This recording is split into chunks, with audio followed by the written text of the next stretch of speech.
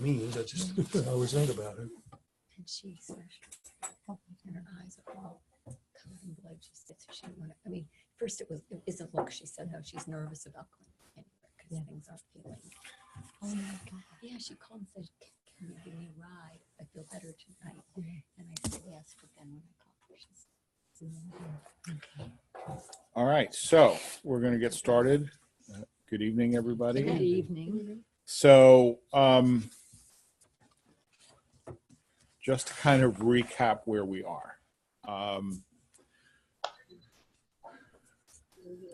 So this is like the third session on the Shema and its blessings, right? And God willing, we'll finish the Shema and its blessings and start the Amidah tonight. And the Shema and its blessings and the Amidah are like the two sort of most important, most basic units of the liturgy. I mean, we've already seen that any particular service consists of different units that are, fitted together. So again, just to review, so we saw that the Shema itself, which means those three paragraphs, are bracketed by prayers before and after with the theme of creation, revelation, and redemption, right? And so that was 2 sessions ago. Last session, we started looking at the content of the Shema itself, and we got through two out of the 3 paragraphs. So we're gonna look at the third paragraph now. So that's on page 31. I mean, it appears in other places also, but right, because when do we say the Shema? In the in the morning, And the evening. evening. Right, when thou liest down and when thou risest risest up, right? So the Shema is in the evening service every day of the year, and it's in the morning service every day of the year, and it's never in the afternoon service, right? Because there's no commandment to say it in the afternoon. So, yes. One question. So are those, what you just said, Ashkenazim and Sephardim? Yeah. The structure of the liturgy was determined before the split between Ashkenazim and Sephardim. Okay, so the structure will be identical no matter where you are. I mean, unless you're in, I'm not talking about like heterodox movements that may have played around with the liturgy, but if you're talking Orthodox or conservative or simply just traditional, I mean, Sephardim don't really even tend to use these denominational labels. But any place that follows a traditional liturgy, the structure is going to be the same. The specific wording will differ depending on where and what. But yeah, so the structure is the same no matter what. Okay, so let's look at this paragraph. So the previous 2 paragraphs spoke about the importance of studying Torah and doing God's commandments and doing certain things that would remind us of those commandments, right? Which the sages understood as the commandment to wear tefillin, the commandment to have a mezuzot on your doorstep, on your doorposts, the commandment, the self-referential commandment to actually say the Shema, right? And more importantly, to teach them to your children, and not just to learn them, but to do them, right? So that's the overarching theme, right? So I'm going to read the Hebrew and translate it myself. Vayomer Hashem el Moshe lemor, God spoke to Moses, the Lord Adonai spoke to Moses, saying, Daber el bnei Israel, speak to the Israelites. Right? I mean, interestingly, they say the people Israel, right? We're used to, because we grew up, all of us, in an era where translation was a little bit more slavish, right? And so Bnei Yisrael, we're used to seeing it as children of Israel, right? But it doesn't really mean, I mean, Bnei means, Offspring. well, but it doesn't mean offspring. It means belonging to the category of. Yeah. Right, in Hebrew, like Ben Bayit is somebody like you could say that, you know, somebody who I'm not related to but is at my house all the time is a Ben Bayit, Okay. right? I mean, if you translated that as son of the house, it doesn't make any sense, right? Like bar mitzvah does not mean son of the commandment. It means Right. somebody who's obligated by the commandment. So Bnei Yisrael means the Israelites, right? Daber el Bnei Israel, speak to the Israelites and tell them, Va'asu lahem tzitzit, they shall make for themselves tzitzit. Okay, how to translate that? We'll leave it untranslated. Okay, al kanfei vigdehem ladorotam, on the corners of their garments throughout all generations. V'natnu al tzitzit hakanaf, and they shall put on the tzitzit of the corner ptil techelet, a thread of techelet. Okay, it's usually translated as blue, but it's a specific shade of blue. It's kind of like Carolina blue. That's techelet. Your You knew. thank you. Your sweatshirt, your hoodie is techelet. We'll show you the hoodie. That's it. Okay. Well, because you all know what Carolina blue looks like. Right. We were very well aware. Yeah. But that's techelet. Okay. So you should have that. Now, I'm just translating. We're going to go back and look at like what this all means, okay? V'haya lachem l'tzitzit, it shall be tzitzit for you, ure'item oto, and you shall see it. Uzchartem et kol mitzvot Hashem, and you will remember, you will recall all the commandments of Adonai, va'asitem otam, and you will do them. V'lo taturu acharei levavchem, you shall not go astray after your heart, va'acharei on einechem, and after your eyes, asher atem zonim achareihem, which you go whoring after them. That's what it literally means. I'm not be seduced by your heart. Okay. Laman tiskeru, that you may remember, vasitem et kol mitzvotai, and do all my mitzvot, my commandments, vitem kiddoshim leelohechem, and be holy unto your God. Ani Adonai Elohechem, I am Adonai your God, asher hotzeti etchem me'eretz Mitzrayim, who brought you out of the land of Egypt, lehiyot lachem leElohim, to be your God, or for the purpose of being your God. Ani Adonai Elohechem, I am Adonai your God. Okay, so overall theme of this paragraph and how it connects to the previous two paragraphs. Well, by putting on the tzitzit, commanding put on the tzitzit, and this is supposed to remind you of the things in the other paragraphs. Right there. And, Go ahead. yeah, no, go ahead. Yeah. And, I mean, this paragraph is very different in a way yeah.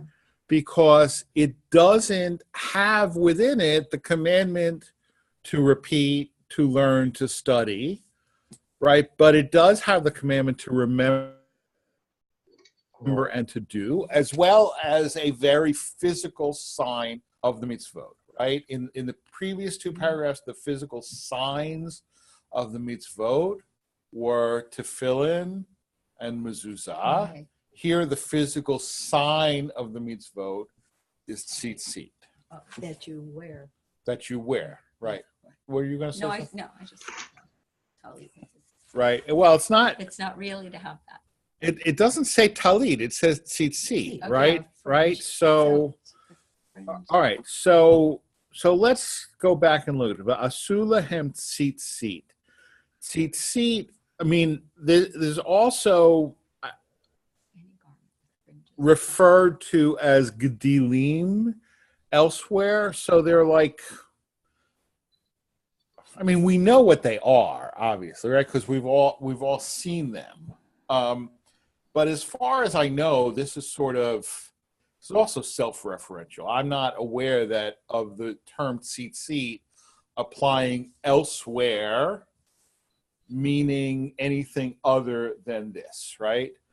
And it says, al kanfei vigdehem, on the corner of your garments. So the understanding of the parameters of the mitzvah is that anytime you wear a garment with four corners, it's obligated to have tzitzit. Okay, so if, like, for example, I mean, technically, and I'm not saying that I know people who are that observant, but if you were wearing a serape or a poncho, it should have tzitzit, right? Because it applies it applies specifically to a four-cornered garment, okay? And it has to be large enough to be a garment, which means that the sort of stole tallis that used to be very, very popular in American Judaism, and that rabbis and cantor, back when rabbis tended to wear robes, right? And rabbis would wear these kind of narrow stole type of tallises, Not really. are not valid, right? Because they're not big enough to be garments, right? You're not fulfilling the mitzvah really by wearing that kind of stole. Drove my dad nuts because he totally wanted to buy me one after I was ordained, because that's like his idea of something that a rabbi should have. But it's not a fulfillment. It's not a fulfillment of the mitzvah. Okay, so, conversely,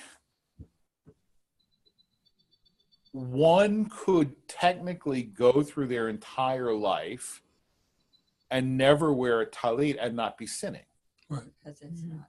right? Because the obligation applies only if you're wearing a four-cornered garment. There's no obligation to wear a four-cornered garment.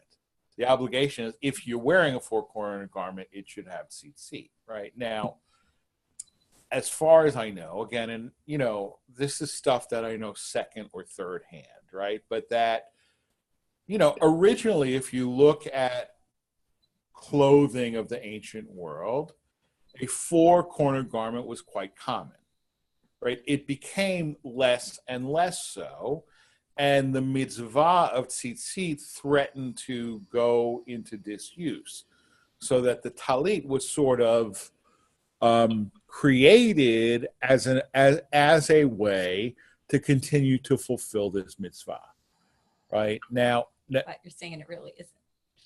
no, I mean the talit a big talit for sure is Well, the ones you yeah, wear. yeah. But the others seem like symbols then. Kind of. They are. Okay. They are. Well, I mean, these are fine, but I'm talking about the really narrow. Well, yeah, Oh, the ones yeah, I that almost look like remember the from priest, a child, like the yeah. things, or when you Yeah. graduate Right. from Right, college, right, that's really yeah. Yeah. Yeah. Actually, very popular with Christian clergy. Well, that's why I said Sure. that's what I Yeah. picture it. Yeah, Yeah, the that's stall Right. they Yeah. call it is Yeah, very yeah. narrow. Right. Yes, and exactly. And one. Okay, so these are. All right. Did you? I think I don't have much volume on this, so I'm going to turn the volume up a little bit, because I think you said something and I didn't hear you. Oh, Did you? I was just saying, I was telling Maureen that Christian clergy, especially Catholics, wear a very thin, like Yeah. four-corner garment, but it's very thin and around their neck. Right. Yeah, and not just Christian clergy. I mean, Protestant, like liturgical Protestant traditions, like, Lutherans and Lutherans. even Methodists and Presbyterians, but Baptists, for example, tend Mm-hmm. Sure. not to. What about the thread of blue? What about That's, the thread that's of what I was blue? going to say. I don't think those are Carolina. I call it White. infantry blue, but those are not infantry blue. Well, because in the commandment it says that you should wear a thread of blue. Right. Nobody wears a thread of blue. Right. Right. Nobody wears a thread of blue, right? It says a thread of blue. We're not talking about blue stripes Right, exactly. on the talit. We're talking about about a the thread something down of Light blue. light blue. Yeah. Now, why is that not done? You will notice, by the way, that some people do. That mitzvah of techelet some people has come back. So now I find this fascinating, okay? And if you don't find it I've always fascinating, wondered. I read it every time. okay, so I'm going to answer you. Okay. Much of Jewish practice works by what tradition tells us the words of Scripture mean, right? So techelet is not simply a color, it's a specific dye, okay? Come from a shell. It came from a mollusk. It came from probably a snail, okay? It came from a mollusk known in Hebrew as the chilazon, okay? But more importantly, all right, so the dye from the chilazon is left out in the sun to dry and develop color. If it's left out less, you get this sort of Carolina blue. If it's left out more, it becomes purple, right?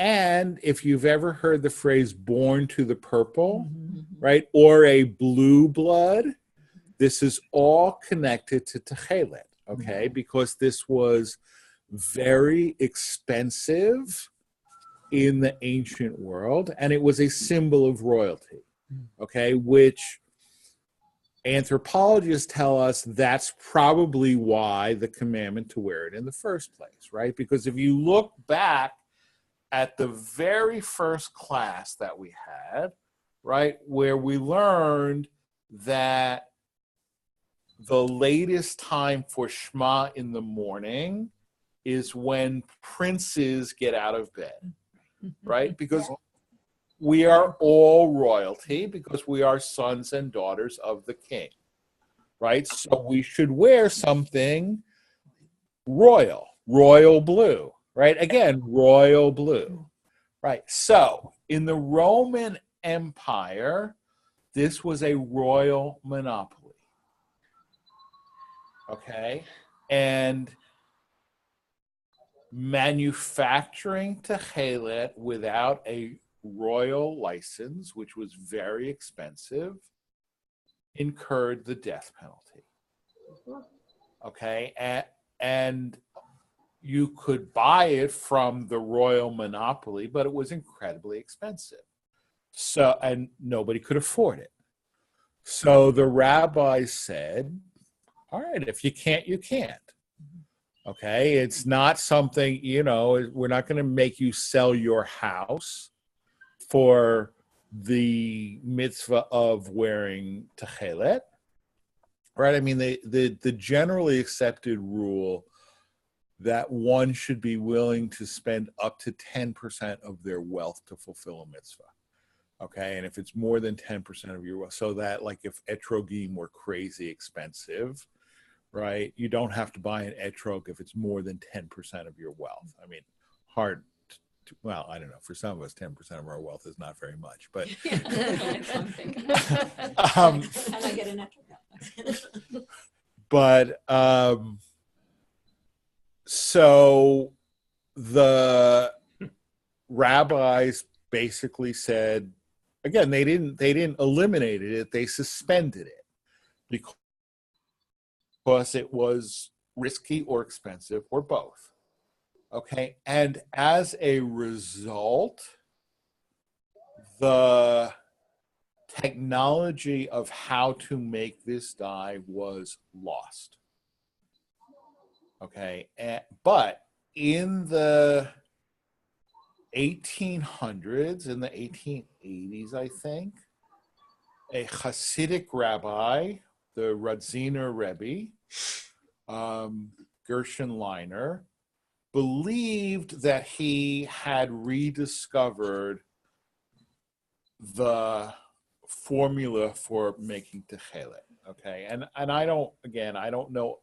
I know enough to know that. I don't know enough to know like where he developed this idea from, but he thought it was from cuttlefish.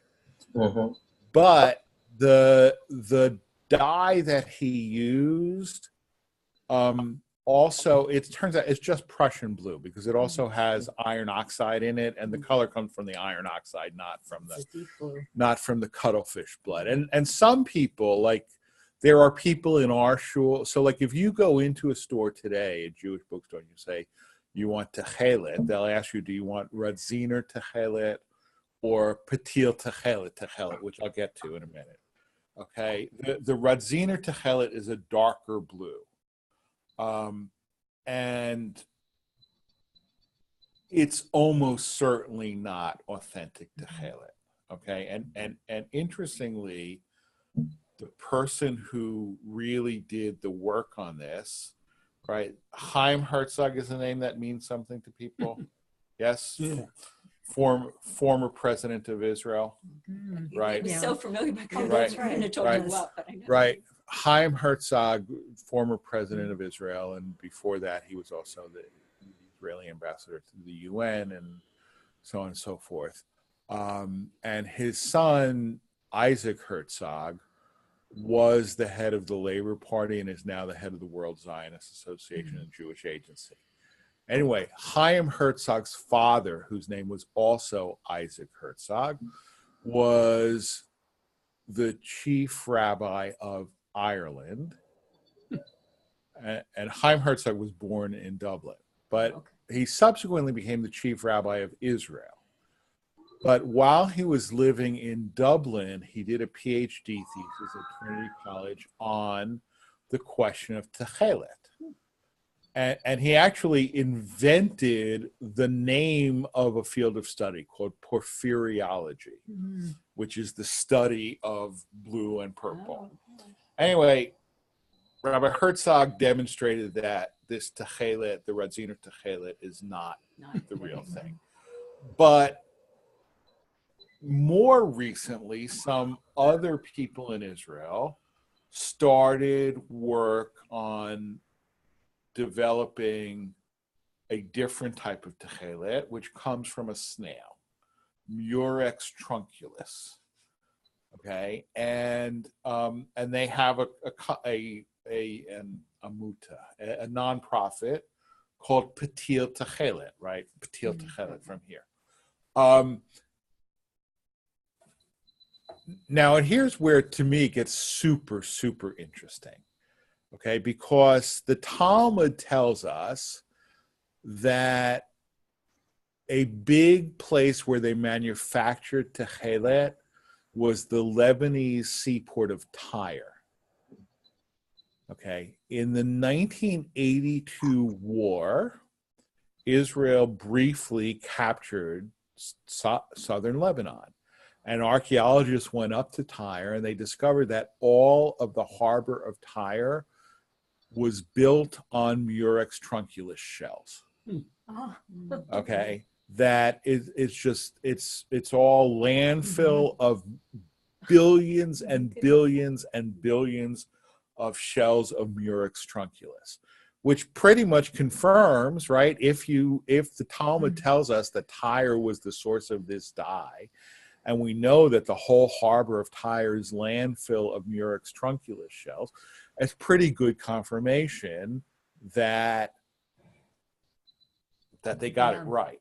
Okay, so the Patil Techelet, I know that sounds redundant, but it's making a comeback, okay? And there are a lot of Orthodox rabbis and not a few conservative rabbis who wear it. the main issue is it's still fairly expensive. I mean, it's not crazy expensive, but it's about, because you need 4 threads. There's 1 thread in each. Corner, right. Right. It's about $80 for a set, which isn't cheap. And so then the question becomes, are we going to tell people that unless they spend this $80, they're sinners? Right. And so, so there's a legitimate debate. I mean, I don't doubt that is in fact the authentic Techelet. The question is whether it's possible and wise to reimpose that as an obligation, considering that most people won't do it. Right. But I think it's pretty clear that we actually know what Techelet is. But I mean, to me, this is a really fascinating story because it shows the impact of economics and the impact of, of power politics and tariffs and royal favor and royal disfavor and everything else on Jewish practice, and that the rabbis on the one hand were pretty smart to say, well, look, but on the other hand, it's and for those of us who care about this stuff, it's really kind of interesting, and to see whether this is coming back or not coming back, and whether it should be an obligation or not. Yeah. So, Rabbi, it says threads, but it doesn't say it has to be knots. But I thought there had to be knots for the command. Right. That's all tradition.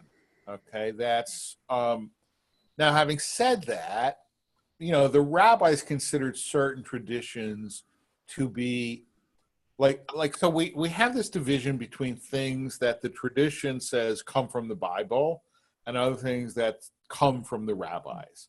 But many of the things that we might think come from the rabbis said come from the Bible, because when the Bible says do this, this is what it means.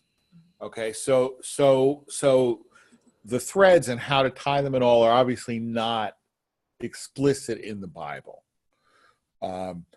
And therefore, that's one of the things where there are different traditions. Okay, and if you are having a talit made, and they'll ask you what, because there are different styles of tzitzit depending on, what your background is and what your ancestry is and so on and so forth. But that's all a matter of tradition. Okay, so that's why we don't have the blue thread. I Yeah. read someplace that in Zoroastrianism that their priests have, I think, belts with threads and knots on them for a specific purpose. So I wondered if it was a practice that was used throughout the ancient world.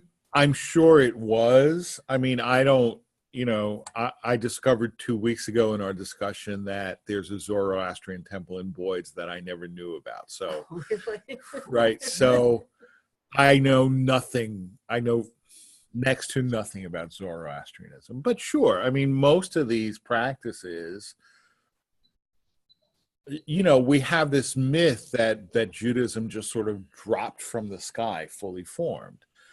And no, I mean, it was an adaptation or transvaluation of practices that were already there.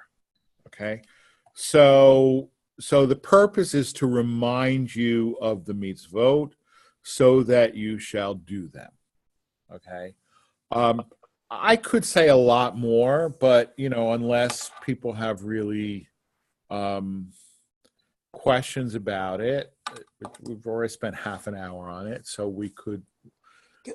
Yes, please. I've always thought that seduced by your heart or nor led astray by your eyes is wonderful. Yeah. I've always thought it's poetic and it's just very, very nice. And you've ruined all of it by tonight. I'm pretty sure. Yeah, you translated it, and it's not. And they're saying you said to go whoring, to be immoral, to be. Well, but the word zonah means a prostitute. Right. I'll take your word Right. for that, but my tradition, I was saying it. But I mean, it's just interesting to me that it's the same thought, but it's just so much nicer for us to say seduced by your heart or led astray by your eyes. Right. Well, all right. So no, I'm trying to translate as literally as Yeah, I I understand. can. Right. And there's a difference between translating for the purpose of study versus translating for devotional purposes. All right. Yeah. Right. Right, If I were I would never, in a prayer say whoring after. Right. Don't You know, go whoring. Less people think I've become Pat Robertson. Right. But if you're learning for the purpose of study, Right. right, I think you want No way. as accurate a translation as possible, right? But look, I mean, I was very fortunate that my mentor was virtually up until the time he died was a member of the committee of the Catholic Church in the United States that was in charge of the translations that they used for worship. And he would occasionally ask me questions. He'd say, well, how do you understand this? Or how did Rashi understand this? Or whatever. But from him, I learned a lot about the art and the science of translation. And the question is always, well, what do you want the translation Right. to do? Right. Right? And translation for the purpose of liturgy is not the same thing as translation for the purpose of study. Right. Yeah. Right. Right, the deep understanding Yeah. versus I don't want to read whoring every day. Yeah, right? Yeah, but no, so in that sense, seduced by your heart, Right. led astray by your Right. eyes is Yeah. a much a much better for liturgical purposes, obviously Oh, yeah. much better, right? And in some ways, look, those of us who grew up, either like if you grow up conservative with the Silverman prayer book or reform with the Union prayer book, right, which had that really majestic language, right? And I can't pray in English from Sim Shalom. I could pray in English from the Union prayer book, right? And I think people who grew up with Silverman could pray in English from Silverman. It's a less accurate translation, Right. but it's a more majestic translation. Yeah, well, that's a King James. I'm going to stop this, but be not slow to visit the sick, for that shall make thee to be beloved. That's wonderful. Yeah, Right. Go visit the sick people. That doesn't work as well. Right, for sure.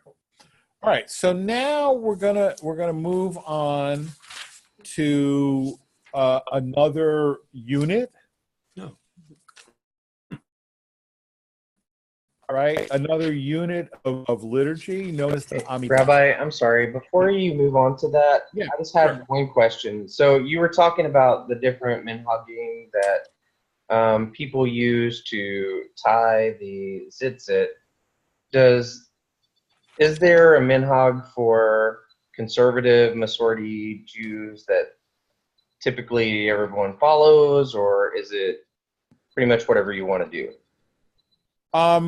I would say pretty much whatever you want to do. I mean, for the most part, if there's a sort of standard Ashkenazi minhag, that's what we do. Okay. Right. So like there's a difference between Ashkenazi tefillin, Sephardic tefillin, and Hasidic tefillin. Right. If somebody really like knew that and said, I'm buying tefillin, which should I buy? I'd say standard Ashkenazi. Okay. Right. If they came to me and said, Rabbi, look at these tefillin I bought while I was in Israel, right, and they were Hasidic or Sephardic, I'm not going to say, oh, no, that's wrong. Right. Go return them or whatever. And similarly with tzitzit. Because most of us, like, obviously if you're a Jew by choice, so then you don't have a family tradition, right? but most of us, I mean, for me, my family tradition has been ruptured. Right? My dad's not observant. You know, and therefore, like I joke, like, for example, do you put on tefillin on Chol Moed? Right? And some people do and some people don't. And there are different legitimate traditions. But the general rule is you do what your father does or did. Well, my father doesn't put on tefillin on Chol Moed. Right? Now, he doesn't put them on any other time either. Right? But, you know, but I don't put them on Chol Moed. Okay? Because, why? Because I started putting them on in Israel.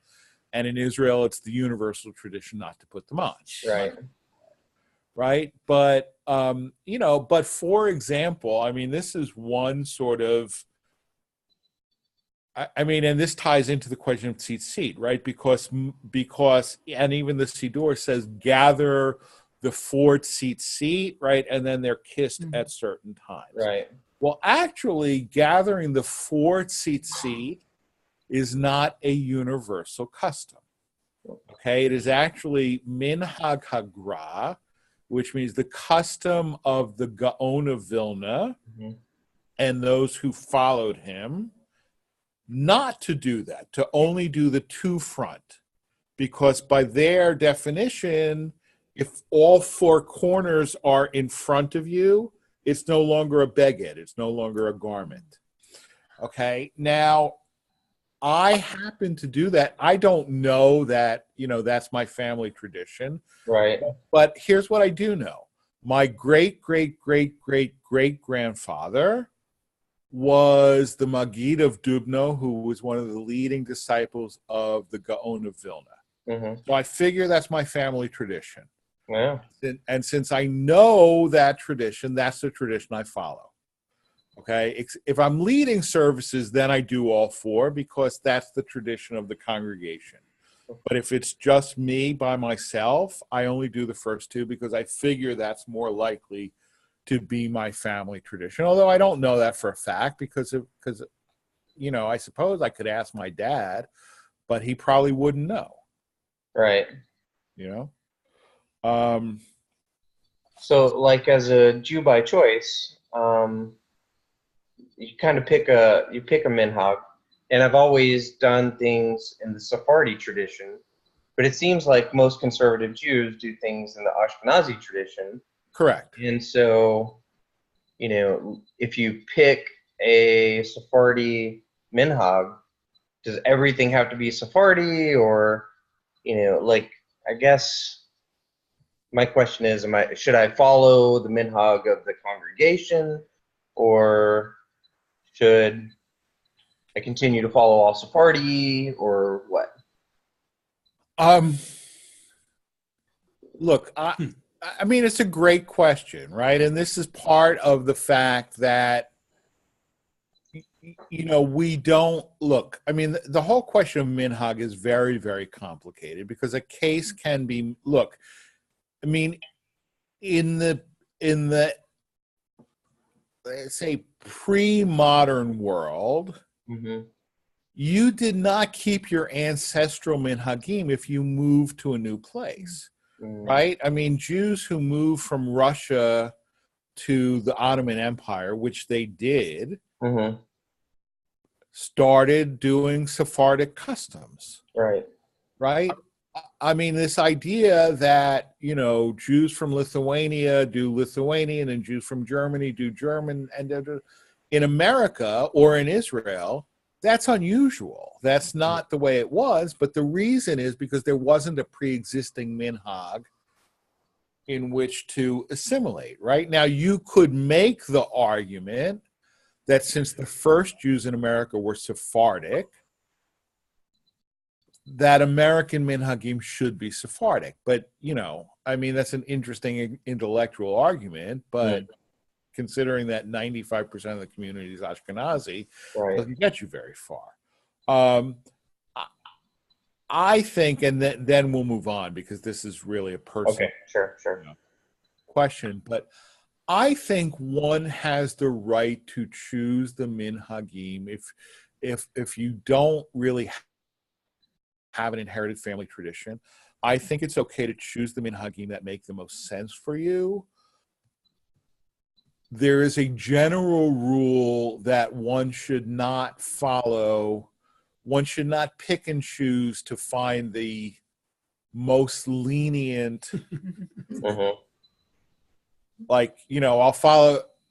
If Sephardic is more lenient, I'll do Sephardic. If Ashkenazi is more lenient, I'll do Ashkenazi, right?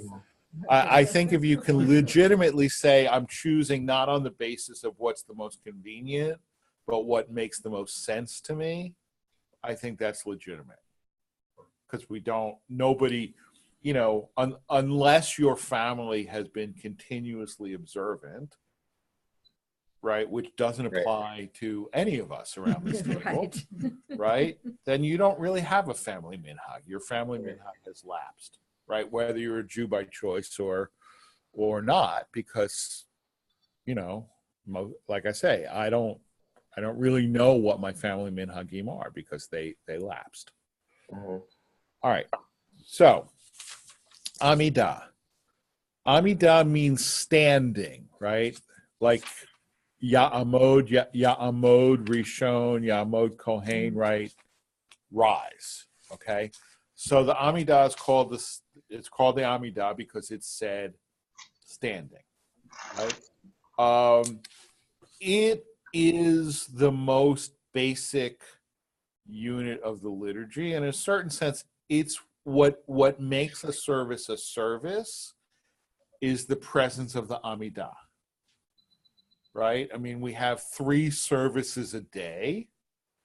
Right? What does that mean? We have 3 Amidot a day, right? Ma'ariv, evening service, morning service, and afternoon service, right? So that, certain things which are called a service, like a wedding isn't really a service in that sense because there's no Amidah, right? The Amidah more or less parallels the sacrifices in the temple, right? That is to say, and we saw that back in the first session, like there are certain services where you also say Musaf, right? Musaf meaning it's an additional Amidah, right? How do you know whether to say a Musaf or not? And obviously the symbol, because the prayer book tells you, right? But what determines whether the prayer book is going to tell you to say Musaf or not?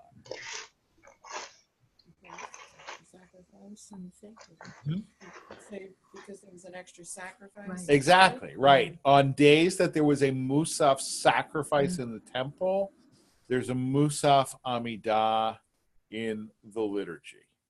Okay, the exception to the rule that the Amidah parallels the sacrifice is the evening Amidah, right? Because there was no evening sacrifice.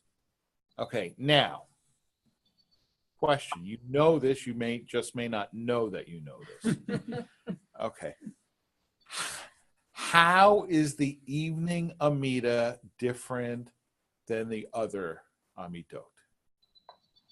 You don't repeat it from one. You don't repeat it.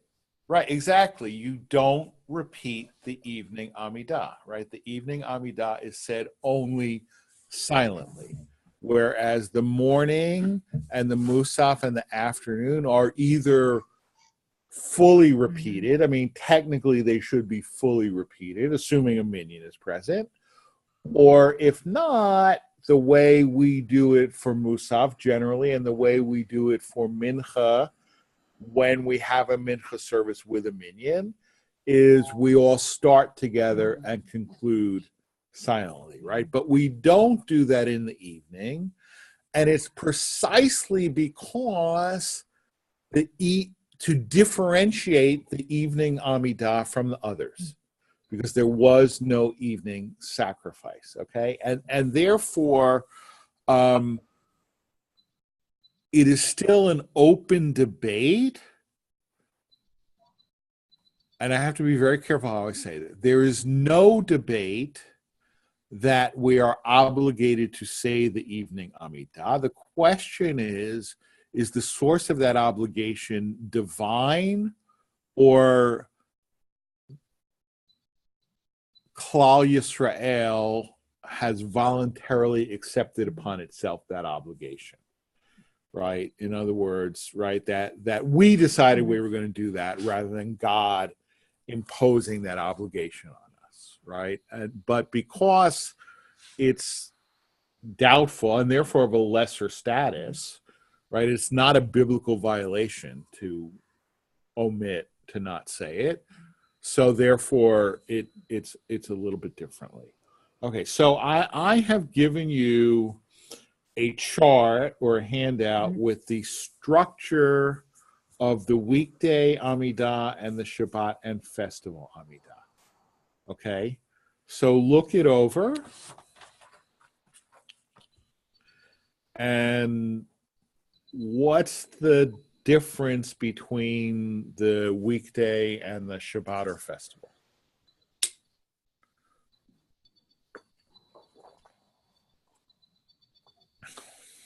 There are fewer sections to the Shabbat or festival, Amidah.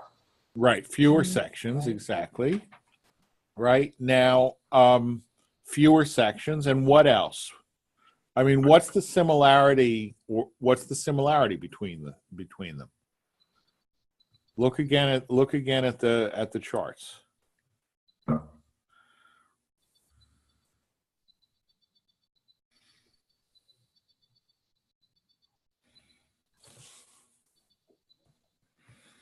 All right, I guess I'm not asking the question correctly. What's the same versus what's different between the two? The first few and the last two are the same. Actually, the first three and the last three are the same. Right? The Avot, Gvurot, Kedusha, Hashem, every Amidah begins with those three, right? Every Amidah ends with Avodah, Hoda'ah, and Shalom, right? The difference is that on Shabbat or a festival, we have one. So our bread is the first three and the last three, and the filling is number 4, sanctification of the day, whereas on a weekday, the filling is, I'm not so good at math, 16, 19 minus 6 gives you 13, right? 13 intermediate blessings, right? Now, question. There's another name for the Amidah, the Shmona Esrei, right? Which means what? 18. Right? Shmona Esrei means 18. The Amidah is called the Shmona Esrei 18 because it has 19 benedictions. Right? Why is it called the 18 if it has 19 benedictions? I was taught that a 19th was added by the Sephardim or something, but it was originally 18, but a 19th one was added. It was originally 18 and the 19th was added. Okay, that is correct. Not by the Sephardim. Okay, but now here's what we know. Okay, we know that this structure is very old because the Mishnah tells us that Rabban Gamliel II had Shimon HaPakoli, some guy who lived back then, arrange the 18 benedictions. Okay, so they are at least as old as the Mishnah, right? The name Shmona Esrei tells us that there were 18 of them, right? Because names are very, very, very conservative, right? Place names, but even names of things, right? I mean, how many times, because I've moved around a lot, right? And people, where is go? Oh, go to Ames Plaza. Well, look for Ames Plaza. Where the hell is Ames Plaza? Well, It hasn't been called Ames Plaza in 20 Right. years. Yeah, Ames has Right. been gone. I know. Right? We had an Ames Plaza too. But- College. There's But no Ames. it's where 20 years ago the Ames store. Yeah, exactly. We still call her. Right? Yeah. So names stick, right? So there were originally 18 benedictions, and then a 19th was added. When do we know what was that? No. All right. It historically has generally been assumed that the 19th, that the added blessing was number 12, Birkat Haminim. Okay, the malediction against the heretics. There's something going on with heretics. Well, all right. So I'll get back to that in a second. Now, again, I'm not a scholar of liturgy, right? But I know scholars of liturgy, right? And it is now increasingly believed that that was not actually the added benediction. Okay, but the reason that it was is that, so the story is the malediction against the heretics is that when Christianity arose, right, and remember that Christianity was a sect of Judaism, right, and at a certain point, the rabbis wanted the Christians out. Well, how do you tell if somebody's a secret Christian or not, right? So they added, the story is they added this blessing because the Christians are heretics. And, you know, if you make somebody the leader and they skip that blessing because they're not going to want to curse themselves. They're hurt. That's how you tested them. You tested them out. Okay.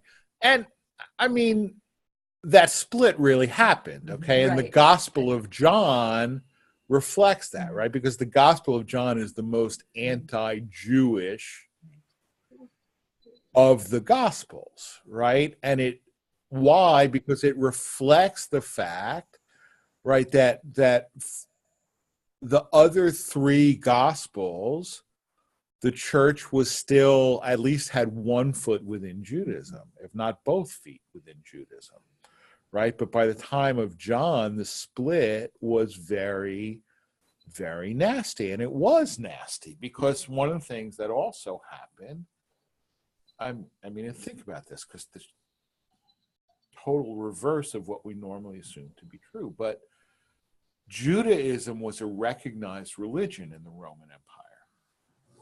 Christianity was not, right? I mean, we've all seen those old movies with, you know, Christians being fed to lions, right? So if the Jews would acknowledge that the Christians were part of Judaism, they could still practice. But if we say, no, they're not Jews, then they got eaten by lions, right? So we actually, at the time, I mean, the church was very small and very young. We had more power than they did, right? And by sort of saying, you know, so that's the theory that the Birkat Haminim was a malediction against Christians and a way of getting Christians out of the synagogue. Is it true or not? I don't know. But you said that's not the one they said was added. Correct. Actually, as I understand it, the sort of currently accepted theory is that 14 and 15 were once one, and they were separated Just the into two. numbering then. Okay. Right. 14 is rebuild Jerusalem, and 15 is give us the Messiah. Obviously, thematically. So maybe at one time it was rebuild Jerusalem and give us the Messiah. Okay. Right. And then, Or give It's us really the just Messiah a and rebuild renumbering. Jerusalem. Right. Yeah. well, it's not just renumbering, because if you split something into two, you have more of it. Right. You Well, have- right, but that's why the 18 said the same thing, Right. basically, or something. Correct. Correct. All right. So, and this is we'll wind up with this, and then in 2 weeks we'll look at the content of the Amidah. But so here's the question. So we've now seen that the first 3 and the last 3 are the same in every Amidah, with a slight sort of codicil to that. The last blessing, shalom, right? Sometimes it's sim shalom and sometimes it's shalom rav, right? And you all have been to shul enough to know that, right? In the morning it's sim shalom, in the evening it's shalom rav, and for mincha sometimes it's one and sometimes it's the other, depending on the day of the week. But the theme is still the same, and the theme is grant us peace, right? So, if the first 3 and the last 3 are the same, and the difference is that on Shabbat or festival we have the sanctification of the day, whereas in the middle we have all of this, right? What is the general sort of theme of all of that, such that we wouldn't do it on Shabbat or festivals? Forgiveness, redemption.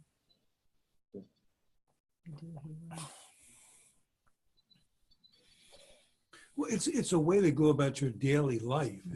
It's what you should be doing, what you should be thinking about, as opposed to on Sabbath or a festival. It's a special time to sanctify the day. Right. I mean, it's worldly affairs, right? Yeah. It's worldly affairs, and it's also petitions, right? That's We're what asking God that was mine. You can't for do that. things, and it's not nice to now. Like, obviously, we ask God for things on Shabbat all the time, right? But sometimes, like if you look at the Mishaberach for the sick, right? And on Shabbat it says Shabbat hi milizok urefa krovalavo. Because it's Shabbat, literally, I mean, I think the best way to translate lizok is to kvetch, really, right? It's Shabbos, God, so we're not going to really bother you by asking you to heal these people, but if you could, Look down on them with favor, and you know, so we sort of pay lip service, at least, to the idea that we shouldn't be asking God for things on Shabbat. Okay, I mean, and there is, you know, and I will look, there is this concept also of speech that is inappropriate for Shabbat, right? And as much as I'm not strict about it, you know, sometimes, you know, people, because it's the only time they see me, so they want to talk about, you know, the shul's budget, or you know, money, not so the website isn't up. I'm like, right, the things you don't do on Shabbat. Not- you don't do on Shabbat. not a Shabbat conversation, Right. Not a The things you Shabbat, don't do, so you don't not a do stuff. Shabbat conversation, right? So that's really it, is that it, you know, these things, like, we at least want to pay lip service to the idea that, as Alan said, you know, Shabbat is a special day, and our daily sort of workday, everyday concerns we put aside. And that's precisely it. That's precisely it. If you look at it, and you all have Siddurim, so, you know, certainly God forbid I should say, don't look at this stuff between now and 2 weeks. But 2 weeks from now, we'll plow more into the content. But if there's any, you know, I owe you a minute and a half still. Ooh. So, yes, please. But healing is one of those middle ones, and yet there's a prayer for healing, you know, during the service with the Torah Right. portion. Right, but then, Just but during that we say, We're not but gonna kvetch, but yeah, not to kvetch, but But, right, yeah, we make it a little different. right. I mean, it's the same thing. Why there are certain things, like we don't say Avinu Malkeinu Right, if Yom Kippur falls on Shabbat, right? Now, Now, Yom Kippur is one whole massive petition, right? Right? I mean, But let us live another year, Right. right? That's really, but yet, so we want to at least acknowledge the principle, right? Even as we can't fully, so Right. that's it. That's why we So, drop so it. we're sort of acknowledging Mhm. the principle, even if we can't really put it completely into practice. Can I just ask? Yeah, this is please. like a bad question. I mean, No, it's when not. I There's read no bad this, question. no, but when I read this, since I don't read Hebrew and I read the English, and the English isn't so great in this prayer book, like sometimes you do say if you want to think of your own prayers, it's not that meaningful, and we say it so often because I stand up and I don't get the Hebrew, and then this is like kind of flat, so it's really hard. Like I want something to be thinking about. Uh-huh. Maybe after we go through what we're really doing, because I even help with the Shema. That it's like God, not just saying there's one of them. It's Right. that everything is God, kind of. It's alone is God. So maybe when I get more meaning, I mean, will it help when we talk about what it's really I meaning? hope it does. I Okay. mean, that's Because look. that's why I'm here, like trying to get something right. that's No, behind that's what I'm, look. That's the these words are goal, flat. right? That's the goal. Whether I can't. I mean, there's no magic bullet. Right. Right. But There's I mean, no even there's the no Shema magic can help. bullet, but I do think, I mean, I know that people have told me that, yeah, oh, now I understand it a little bit more, and it helps me get more out of Yeah, services, doing it so right? often. And even, to me, just the aha of recognition that, Mhm. I mean, because that aha of recognition, like at least you feel like, oh yeah, I really know this stuff. I mean, I'll give you an example that has really almost nothing to do with this, right? But if you look at, so the Passover Seder, right? We have 2 cups of wine, the meal, 2 cups of wine. We say Birkat Hamazon over the 3rd cup of wine, right? If you've ever been to a wedding that's been a very traditional wedding, they say Birkat Hamazon after the wedding over a cup of wine, okay? It used to be universal Jewish practice to say Birkat Hamazon over a cup of wine. Okay, now, how many of you have been in the last 20 years to a Catholic Mass? I have. Okay. 20 years, maybe 30. All right. Grandmother I mean, I'm not sure exactly My friend got married when with one this that was- particular form of the Mass came in, so maybe it's older, right? But when the priest elevates the wine, Right. what does he elevate? When supper was ended, he took the cup. Again, he gave you thanks and praise. Okay, I was at Mass in the monastery where I spent a year one, and I said, Right. Birkat Hamazon Yeah. al Hakos, Yeah. right? That's what Jesus was doing. Mhm. Because he's a nice, frum Jewish boy, right? He's saying Birkat Hamazon over a cup of wine.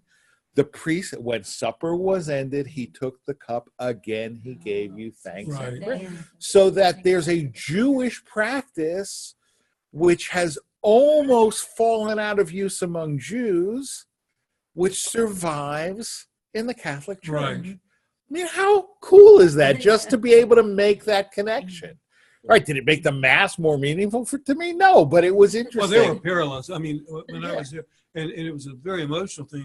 One of my good friends had passed on, but there were a number of parallels, and For I sure. was struck by them. For sure.